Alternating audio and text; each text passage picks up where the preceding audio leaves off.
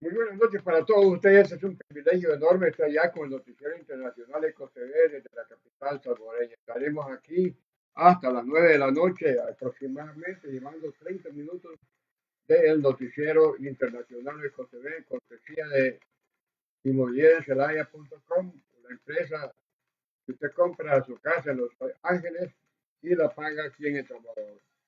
Así que aquí estamos ya. Usted puede evitar el www.inmobiliaria celaya.com y preguntar siempre en los teléfonos que aparecen en su portada. Bueno, vamos a comenzar ya con noticiero. Hay algunas noticias que tenemos que dar a través de la plataforma digital. Hay algunas cuestiones, por ejemplo, hay una preocupación primero porque siempre sigue haciendo este frío que a mí me tiene aquí con este, como que fuera de tortuga, ¿verdad? Hay una de las cuestiones ya delicadas donde los transportistas advierten del paro técnico en el sector, acusan atrasos por el pago de la compensación. Transportistas advierten de paro técnico en el sector. Lucio Vázquez y Luis Regalado, empresarios del transporte público de pasajeros, advirtieron sobre la posibilidad de un paro técnico en el sector, debido a la situación financiera que enfrenta el rubro desde hace varios años, debido a la competencia ilegal, dijeron, y por el atraso en el pago de la compensación económica. Nosotros estamos llegando a lo que en años atrás mencionamos, nosotros no vamos a hacer ningún paro de ningún tipo porque no podemos, sobre todo en las condiciones del país. Pero hay algo que es bien cierto, este ya es un paro técnico que se traduce en la pérdida de las unidades, afirmó este viernes 6 de febrero Vázquez en la entrevista de la Telecorporación Salvadoreña, TCS. Según información de los empresarios, al menos desde hace 2 años, el sector ha perdido 1.500 unidades, concentrándose en el área urbana, que no pudieron ser renovadas y que, finalmente, salieron de circulación. La situación económica no nos permite adquirir nuevas unidades, y muchas han dejado de operar porque ya cumplieron su vida útil, señaló Regalado. Tanto Vázquez como Regalado dijeron que el problema central es económico, y que actualmente el gobierno les adeuda 8 meses en el pago de la compensación, lo que representa alrededor de $25 millones.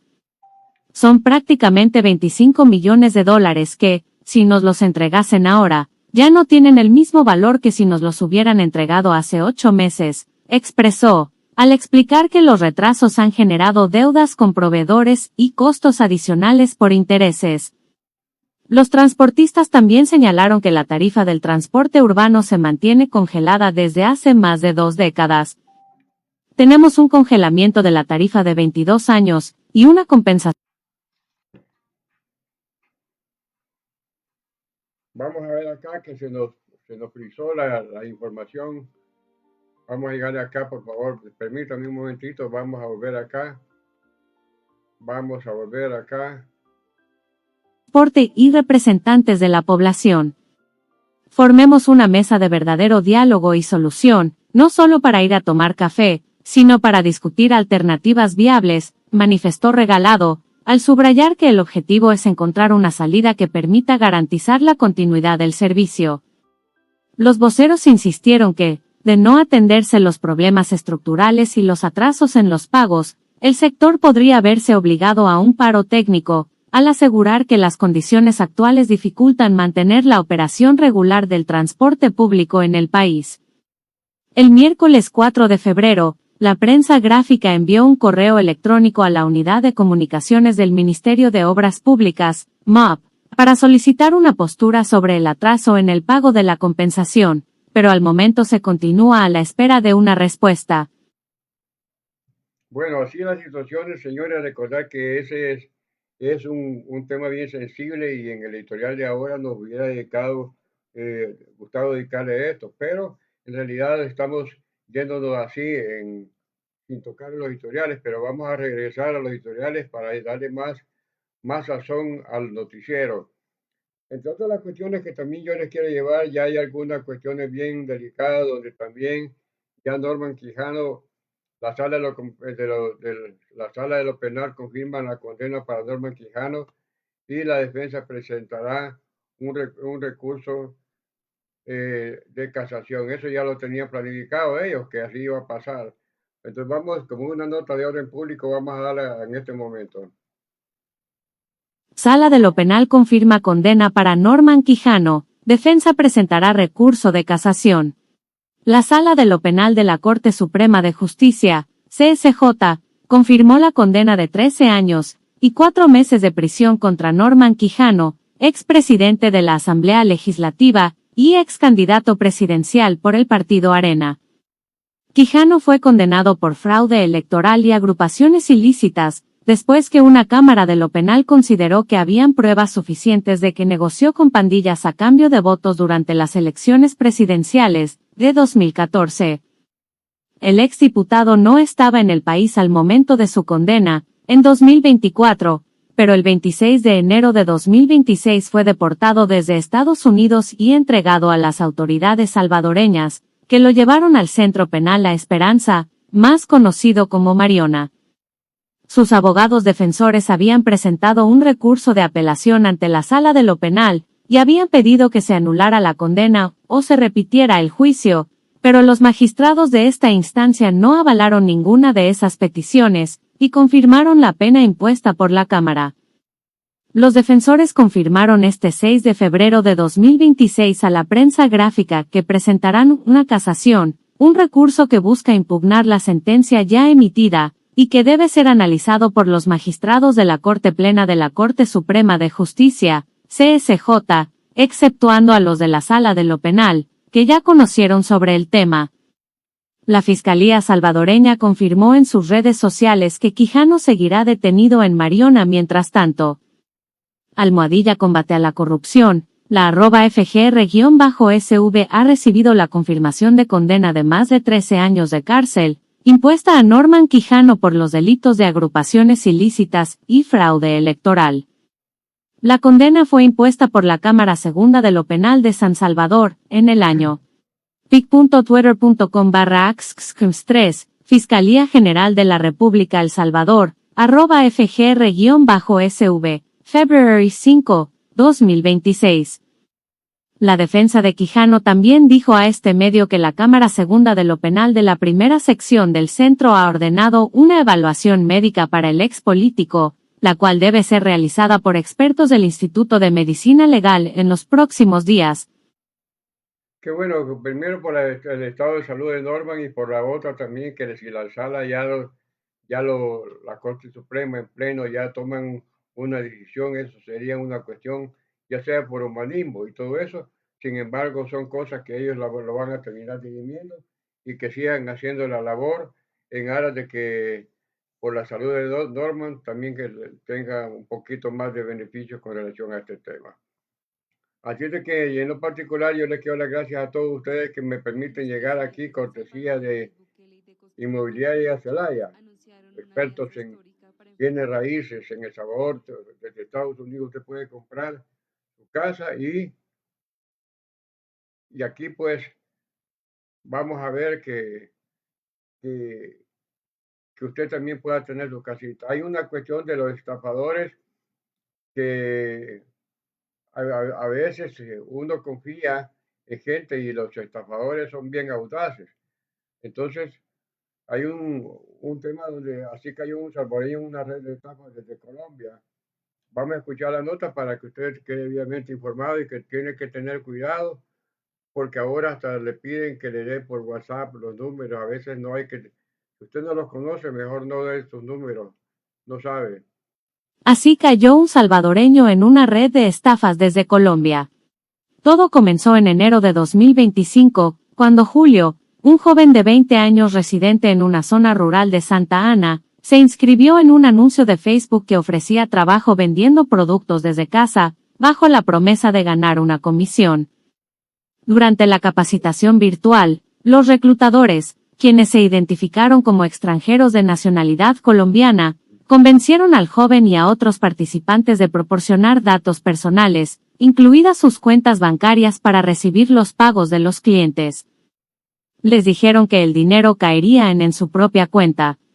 Sostenían que el monto del pago les llegaría directamente y allí agarrarían su comisión y lo demás se lo darían a los colombianos, Cuenta la abogada de la víctima, quien explicó que los estafadores utilizaron una lógica inversa para ganarse la confianza de los implicados.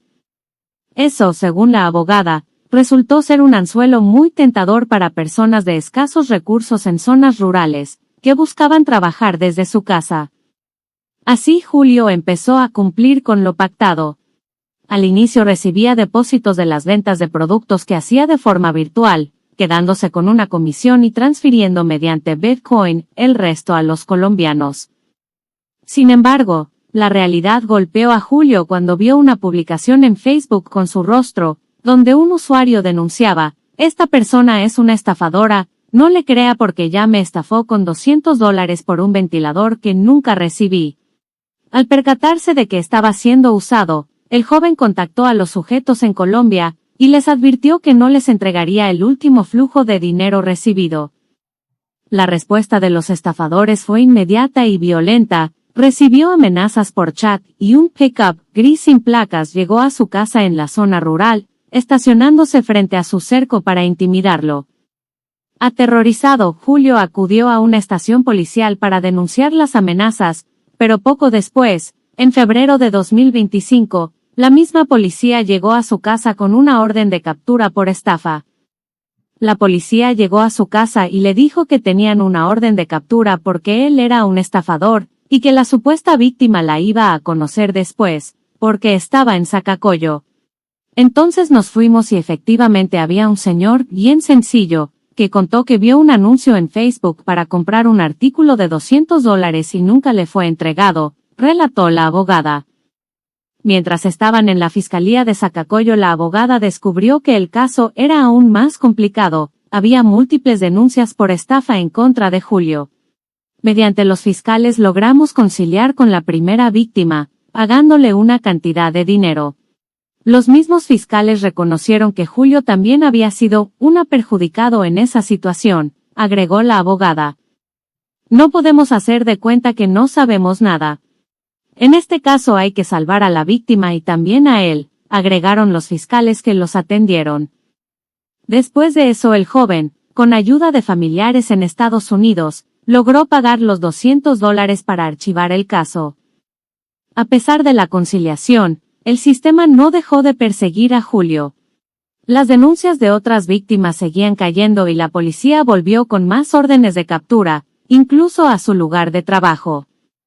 Aunque interpusieron una querella formal en la fiscalía para demostrar que él era una víctima de amenazas y de estafa internacional, las autoridades no avanzaron en la investigación hacia los estafadores, sino que enfilaron contra Julio. Cuando pedíamos resultados sobre los verdaderos culpables, la respuesta institucional era desalentadora. Nos decían que estaban investigando y que era bien poco probable que los capturaran porque los estafadores eran extranjeros, detalló. Con el pasar de los meses, Julio ya no pudo soportar la presión financiera para conciliar con todas las víctimas, y tampoco el acoso policial. Las autoridades tampoco tomaban en cuenta las denuncias que él mismo había interpuesto. En octubre de 2025, la Fiscalía anunció que logró capturar a 52 personas vinculadas a una red transnacional de estafas, asegurando que estas personas eran conscientes de estar cometiendo un delito. En las capturas la institución solo presentó a 2 colombianos y el resto son salvadoreños. En la mayoría de casos, fueron reclutados como Julio, a través de engaños en redes sociales. Bueno, así la cosa, señores, es bien delicado porque también como son internacionales, también ahí donde tiene que trabajar ya el organismo de, digamos, en este caso hasta la DEA tiene que trabajar internacionalmente cuando son estos casos así. Hay que estar siempre pendiente que usted, que es un muchacho que quiere trabajar, debe tener cuidado porque eso así como le pasó a Julio, le puede pasar a otro. ¿Qué es lo que más vamos a decirles a ustedes la noche aquí a través del noticiero internacional, a través del noticiero Ecos TV? Hay una de las cuestiones bien delicadas donde ya México registra menos migrantes salvadoreños en situación irregular en el 2025. Una de las notas que quiero darles porque, si bien es cierto, México registra una fuerte disminución de migrantes salvadoreños en condición irregular entre el 2024 y 2025, según los datos oficiales. Vamos a ver con la nota, por favor, para que usted quede bien informado. México registra menos migrantes salvadoreños en situación irregular. México reportó una disminución del 87.1% en los registros de migrantes salvadoreños en condición irregular entre 2024 y 2025, según estadísticas oficiales de la Unidad de Política Migratoria de la Secretaría de Gobernación. De acuerdo con los datos, en 2024 se contabilizaron 77.720 eventos administrativos relacionados con personas originarias de El Salvador en situación migratoria irregular. Para 2025, los registros acumulados reflejaron 9.973 eventos, lo que representó una reducción de 67.747 casos en comparación con las estadísticas del año anterior.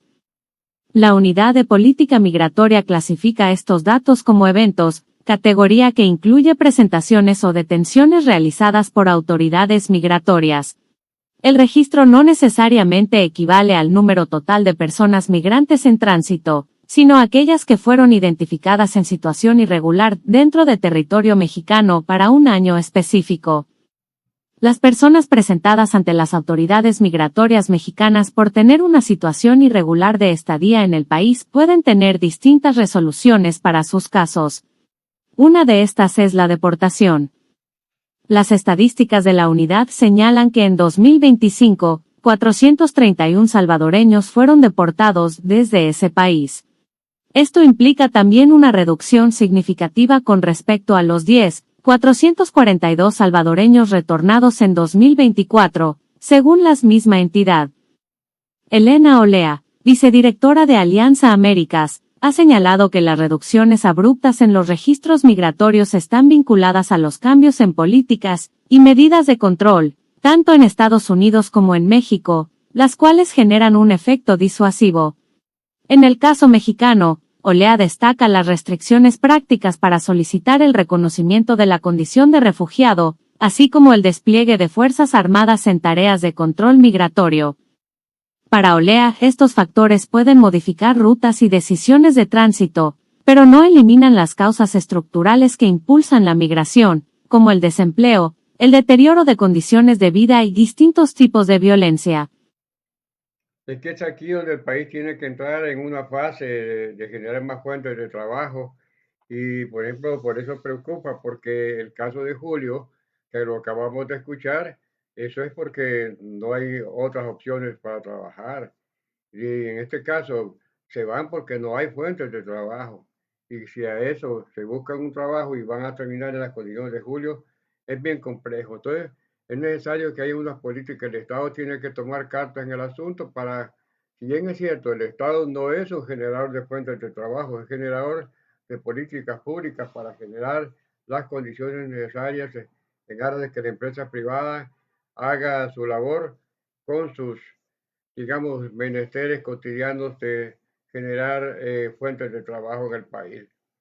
Así que en lo particular a mí me llama la atención también en Venezuela ya se ha autorizado la ley de amnistía y eso va a dar más, según lo que ha dado el, ya en Venezuela, que ya el otro martes se aprueba del todo y que al más tardar el viernes saldrían aquellos gente que Maduro y compañía metieron presos por protestar en contra del régimen. Hay gente que yo casi lloro del dolor porque cuando uno mira las noticias le parte el alma de ver que ya llega el presidente de la Asamblea. Así que ahí hablar y decir que ya la otra semana van a salir y que solo también pues sí, pero también ellos están acuerpando a través de esa ley porque ellos también han cometido ilícitos de crímenes de lesa humanidad. Entonces, el, es necesario que también que se cumpla la ley en Venezuela y que ya que Maduro ya no está, porque a raíz de lo que ha pasado en Venezuela, también las cosas van aumentando. Y por otro lado, ya los Estados Unidos, dentro de, ha, ha va a llevar al mero de energía para tratar de que en Venezuela la economía comience a fluir. Porque en el caso de Jorge Rodríguez, que es el presidente de la Asamblea, también es necesario decir que cumplan, pues, porque de esa manera, si son crímenes de lesa humanidad, que esos nunca van a prescribir, es necesario también que así como a Sabi y a todas estas gentes y gente que han estado ahí siempre con situaciones bien delicadas, no digamos, puedan solventar la situación para que esa gente inocente no tenga no tenga que básicamente que caer en la mentira. Por eso también es nuevo donde le piden a la nueva viceministra de la diáspora revisar las políticas migratorias. Son de las cosas que estamos tocando aquí en esta noche a través del Noticiero Internacional Ecos TV, en un compromiso con ustedes y a la nación. Bueno, vamos por acá. Piden a nueva viceministra de Diáspora revisar políticas migratorias. El Ministerio de Relaciones Exteriores nombró a Patricia Godínez Aguillón como nueva viceministra de Diáspora y Movilidad Humana, en sustitución de Cindy Portal, quien fue designada recientemente embajadora en Canadá, según informó oficialmente el Ministerio de Relaciones Exteriores el pasado miércoles. Godínez es abogada y cuenta con trayectoria en el servicio exterior salvadoreño. Antes de asumir el Viceministerio de Diáspora y Movilidad Humana, se desempeñó en cargos diplomáticos vinculados a la atención de comunidades migrantes y a la representación del país en el exterior, particularmente en Europa. El Viceministerio de Diáspora y Movilidad Humana es la instancia encargada de formular y ejecutar políticas relacionadas con la atención de salvadoreños en el exterior, la coordinación de la red consular y los procesos de retorno y reintegración de personas migrantes. Tras el nombramiento, la organización Agenda Migrante, que trabaja con salvadoreños en el exterior, señaló que el cambio de titular puede ser una oportunidad para revisar la política pública migratoria y la forma en que el Estado trabaja con las comunidades migrantes. César Ríos, representante de la asociación, indicó que una de las principales expectativas es que se revise la política pública migratoria para modernizarla y adaptarla a la realidad actual del país. Entre las principales peticiones que la asociación plantea a la nueva viceministra se encuentra la actualización de la política pública migratoria con un enfoque que reconozca al país como territorio no solo de origen de migrantes, sino de tránsito, destino y retorno, alineado a estándares de derechos humanos y con indicadores para evaluar su implementación. Ríos también subrayó la necesidad de reorientar el sistema consular, especialmente en Estados Unidos, para que funcione como un mecanismo real de protección y acompañamiento de la familia migrante, más allá de la gestión de trámites administrativos. Planteamos que el servicio consular sea la primera línea de protección y acompañamiento a la familia migrante, con orientación legal básica, referidos confiables y seguimiento de casos, explicó. Otra de las demandas de la organización es la creación de una ruta integral de retorno y reintegración sostenible para personas migrantes retornadas, que incluya acceso a empleo, formación, atención en salud mental, documentación, acceso a crédito y apoyo al emprendimiento, en coordinación con gobiernos municipales y el sector privado. La Asociación Agenda Migrante de El Salvador también pidió fortalecer los programas de movilidad laboral regular, ampliar los acuerdos existentes y habilitar ventanillas informativas en el territorio nacional para prevenir estafas, fraudes y redes de trata de personas. Además, Ríos señaló la importancia de implementar acciones específicas de protección frente a la trata, la explotación laboral y los fraudes migratorios, así como mecanismos de denuncia seguros y coordinación con instituciones como la Fiscalía General de la República y la Policía Nacional Civil. La organización propuso establecer un diálogo permanente entre el viceministerio, la sociedad civil y las organizaciones de la diáspora, a través de una mesa de coordinación periódica que permita dar seguimiento a las prioridades.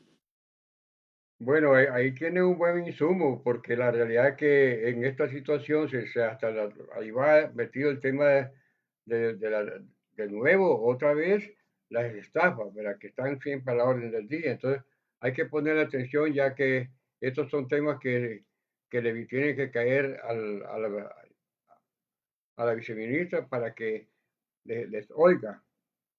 Al final de cuentas son ciudadanos, son salvadoreños que merecen ser escuchados, ya que si se van por aquellos lados es porque aquí no hay oportunidades.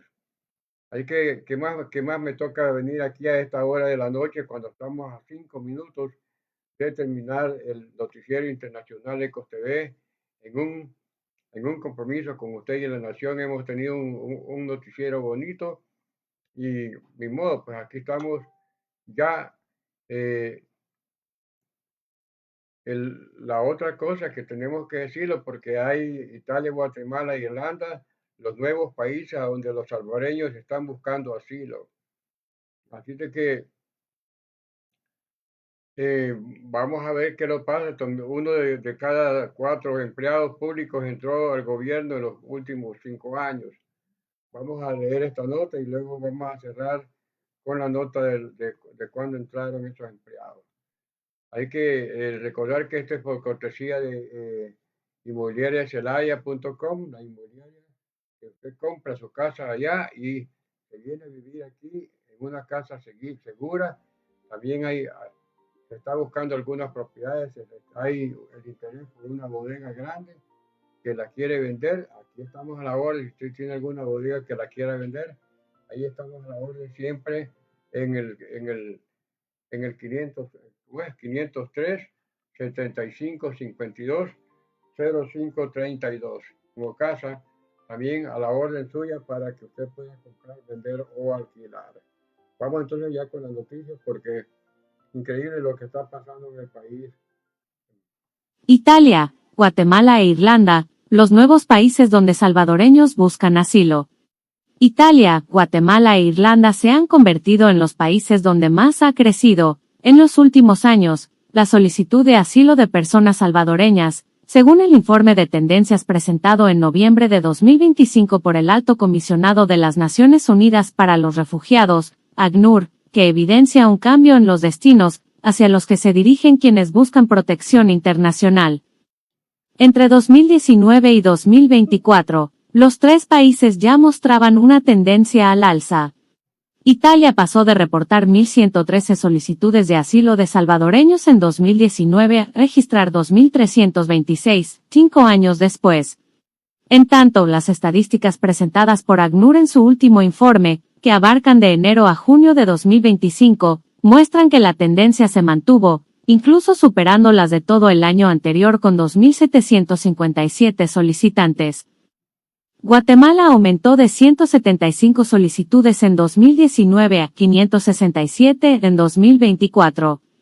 Hasta mediados de 2025, la estadística casi alcanzaba la del año anterior, con 512 peticiones de asilo por parte de personas salvadoreñas. Irlanda, por su parte, dejó atrás cifras mínimas, 18 solicitudes en 2019, para pasar a 273 en 2024. Mientras en los primeros 6 meses de 2025 superó esa cifra con 277 peticiones. El informe también permite observar aumentos leves en países donde anteriormente las solicitudes de salvadoreños eran mínimas, como Bélgica, Alemania, Brasil, Perú y Noruega. Aunque el volumen total sigue siendo menor que el registrado históricamente en destinos tradicionales, el incremento evidencia una diversificación en las rutas elegidas por quienes buscan protección internacional. El informe de tendencias de ACNUR muestra que, pese a los cambios, Estados Unidos, EUA, México y España siguen siendo los destinos con mayor volumen de solicitudes de asilo por parte de salvadoreños, aunque este último presenta una reducción significativa del 63% entre 2019 y 2024 que parece mantenerse en 2025. Las solicitudes presentadas por salvadoreños en EUA en 2019 fueron 113.404, mientras que en 2024 fueron 115.460, una diferencia de 2.056 peticiones. En tanto, la cifra registrada para el primer semestre de 2025 equipara a la del año anterior, con 115.460 solicitudes. En el caso de México, las peticiones pasaron de 9.563 a 12.056 entre 2019 y 2024, respectivamente. Para de enero a junio de 2025 la cifra reportada fue de 5.689. En España, las solicitudes pasaron de 6.095 en 2019 a 2.245 en 2024, y para la primera mitad de 2025 sumaron 1.460. Las cifras del informe de ACNUR respaldan lo que especialistas en migración han señalado reiteradamente con respecto a que la disminución en las cifras de personas migrantes detenidas en la frontera sur de EUA no son representativas del fenómeno migratorio en su totalidad, pues los motivos estructurales que llevan a las personas a salir forzadamente de sus países continúan presentes.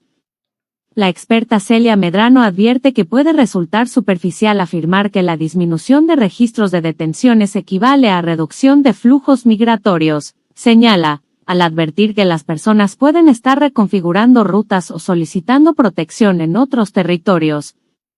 La solicitud de asilo responde a criterios de riesgo y protección establecidos por el derecho internacional. Una persona puede pedir asilo cuando alega un temor fundado de persecución por motivos como violencia, amenazas directas, persecución política, violencia de género u otras situaciones que el estado de origen no puede o no quiere prevenir. Elena Olea, vicedirectora de Alianza Américas, indica que las políticas restrictivas implementadas por Estados Unidos en el último año han tenido un efecto disuasivo inicial. Sin embargo, advierte que los cambios en las rutas y destinos podrían responder a una evaluación de riesgos y oportunidades ante nuevas políticas migratorias. Los factores que obligaban a salir no han disminuido, advierte. Bueno, así es la noticia, señores. La verdad que la situación es complicada, pero así es, a veces nadie profeta en su tierra y caminante no hay camino, se va haciendo camino al andar, ¿verdad? Entonces, todas las cuestiones bien delicadas. Para cerrar la noticia, que nos quedamos un par de minutos más, vamos a dar la noticia de que de cada 4 empleados entraron 5 en los últimos 5 años. 1 de cada 4 empleados públicos entraron al gobierno en los últimos 5 años. Al menos 1 de cada 4 empleados contratados en el gobierno hasta 2025 llegó a su cargo durante la administración de Nayib Bukele, de acuerdo con estadísticas de recursos humanos que el Ministerio de Hacienda compartió recientemente en el portal de Transparencia Fiscal. Según el informe, en 2025 el gobierno registró un total de 164.335 empleados, de los cuales 47.113 tienen entre 0 y 5 años de servicio. Esta última cantidad es la mayor en los últimos 17 años, y representa el 28.67% de los empleados del gobierno. Para encontrar una cifra similar, desde que hay registro, hay que retroceder hasta 2008, con Elías Antonio Saca, Arena, en el poder cuando había 35.189 empleados con menos de 5 años, equivalentes al 28.16% de empleados públicos.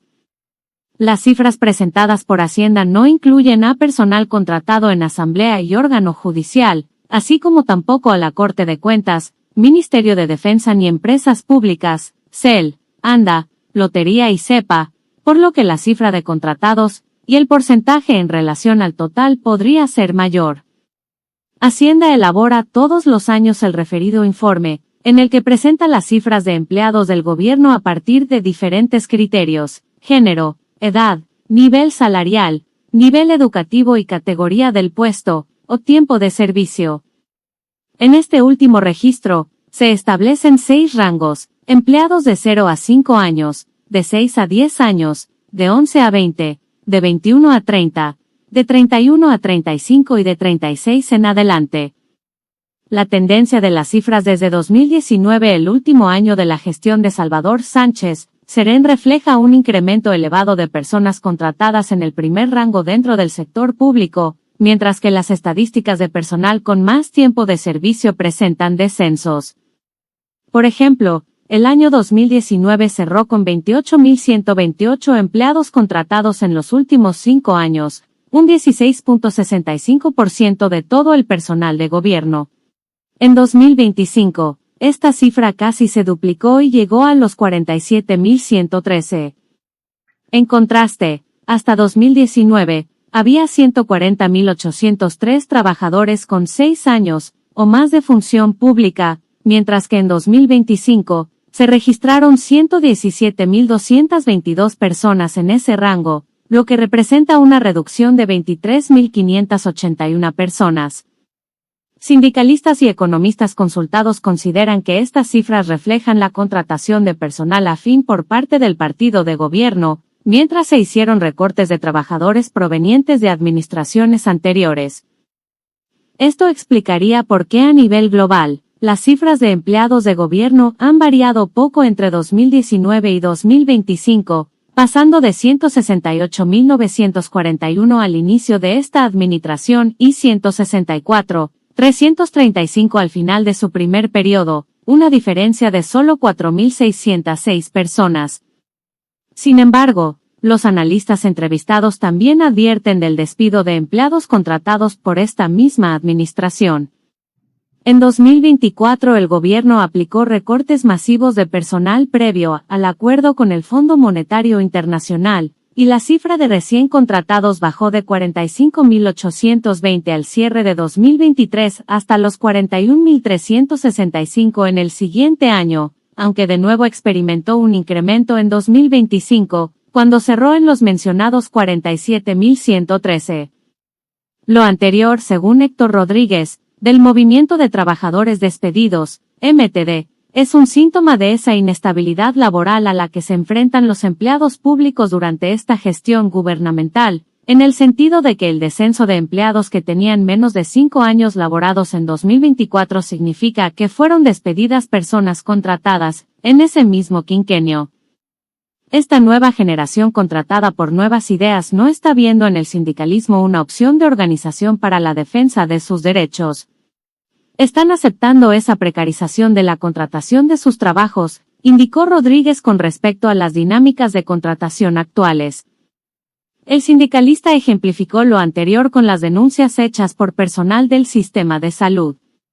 En el caso del Dr. SV tenemos quejas de la precarización de las condiciones de los trabajadores de esta aplicación, no tienen derecho a seguro social, a la AFP, por tanto ellos no tienen derecho a enfermarse, su jornada laboral sobrepasa a las 8 horas, sin protestar, no tienen derecho a vacaciones, apuntó. El economista Rafael Lemus coincidió con Rodríguez en cuanto a que el objetivo del gobierno parece ser prescindir de personal de administraciones anteriores, pero sin respetar los procesos contemplados en ley para los despidos. Esos más de 47.000 empleados que tienen entre 0 y 5 años en labores, significa que es gente que Nuevas Ideas metió a instituciones, y que, por lo tanto, sacó a gente que estaba ahí. Y eso fue bastante notorio, sobre todo cuando llegaron en el año 2019 y desmantelaron. Así han ido institución por institución, apuntó Lemus. No ha sido muy racional, simplemente volarse instituciones, agregó. Rodríguez, que vivió ese proceso precisamente en 2019, lo explica así. Cuando llega Bukele, se desaparecen 5 secretarías y se reduce a su mínima expresión personal. Llegamos a aproximadamente a ser 1.000 personas las despedidas. Sin embargo, en el mismo año se crean nuevas secretarías y esto se dispara. Es decir, te despiden 1.000 pero te contratan 1.000. Lemus también se refirió a la Ley del Servicio Civil, que es la que regula procesos de contratación y despidos en el sector público. La ley era bastante garantista, a los empleados públicos no era tan fácil despedirlos, y les daba tutela para seguir recursos ante Sala de lo Civil y presentar recursos de violación de derechos. Todo esto está anulado, no se tramitan ni se resuelven, apuntó. Mientras Rodríguez recordó que, casi al cierre de la gestión de Salvador Sánchez Serén, hubo una propuesta en el tema, pero que esta fue rechazada porque significaba pérdida de derechos conquistados. La Ley del Servicio Civil, de hecho, está mencionada en el acuerdo entre el gobierno de El Salvador y el FMI, en el sentido de que debe reformarse la misma. Si bien dicha propuesta debe presentarse este año 2026, el gobierno no se ha referido públicamente al tema para explicar qué cambios propondrá a la misma. En ese tema, sin embargo, el oficialismo ya se opuso a una propuesta de ley de la función pública, presentada en octubre de 2024 por la diputada Marcela Villatoro, Arena, y que buscaba regular formas de contratación por méritos y garantizar estabilidad laboral. La ley de la función pública buscaba ponderar experticia, conocimiento, tiempo laboral, exámenes para ascensos, es decir, meritocracia. Sin embargo, hoy se aplica lo contrario, la cherocracia, apuntó la legisladora sobre dicho proyecto de ley, y sobre las cifras de empleados contratados en este quinquenio. Bueno, así es la noticia que debemos cerrar el noticiero internacional, dando las gracias a usted que me ha permitido venir con todo el corazón en la mano. De todo corazón, valga la redundancia, me permito decirle que siempre estaremos aquí entre las 7, las 7:30 o a las 8. Que usted nos vaya diciendo a qué hora quiere el noticiero para poder así llevarle con ustedes el noticiero en una transmisión en directo y exclusiva de la capital salvadoreña para todos los que están lejos de las fronteras patrias, especialmente en España, en Italia y en Estados Unidos. Así que un grato saludo para la gente, para la señora Celaya de la inmobiliaria celaya.com, inmobiliariacelaya.com, para que usted también prefiera los servicios de ellos. Es que no me queda más que dar las gracias y será hasta la próxima, cuando volvamos acá con el otro noticiero internacional, siempre en un compromiso con ustedes, el mensaje final. Hagamos las cosas bien, hagamos las cosas bien y no hagamos las cosas mal. Seamos correctos y no seamos corruptos. Buenas noches y hasta la próxima.